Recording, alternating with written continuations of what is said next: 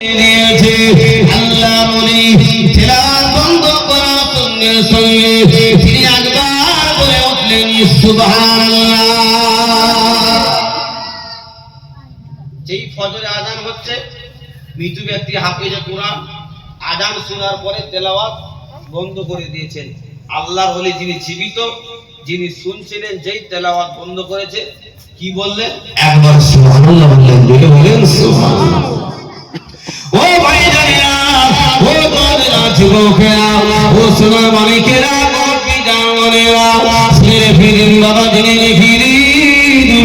তাই আপনাদের কাছে বোঝাতে চাই, যে সুবহানাল্লাহ পড়েছে ওই সময় তার গায়ে নিয়ে আওয়াজ দিয়ে আল্লাহর ওলিকে জানিয়ে দিলেন, ও আল্লাহর ওলি, আপনি জামাত তেলাওয়াত শোনার পরে একবার আপনি সুবহানাল্লাহ পড়েছেন জীবিত অবস্থায়, তার সওয়াব, তার নেকি, তার আমলনামা আপনি আমাকে দান করে দিন, আপনি আমাকে দান করে দিন।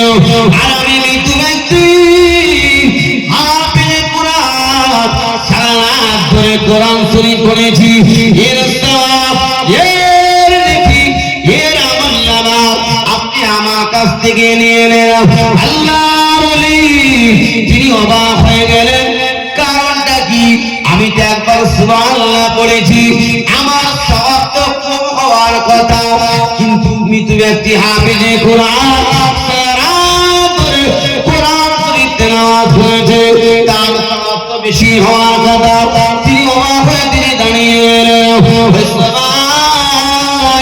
আল্লাহ পাক ইলহামের মাধ্যমে জানিয়ে দিলেন, ও আল্লাহর ওলি, আপনি শুনে রাখেন, জেনে রাখেন, সারা রাত ধরে কোরআন শরীফ পড়েছে, আল্লাহ পাক তার আমলনামায় একটাও সওয়াব দেয়নি, একটাও নেকি দেয়নি।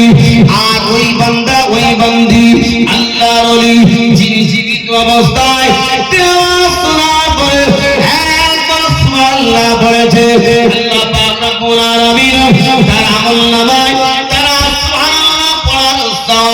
আল্লাহ পাক রাজি হয়ে গিয়ে, খুশি হয়ে গিয়ে এত সওয়াব, এত নেকি দান করেছে।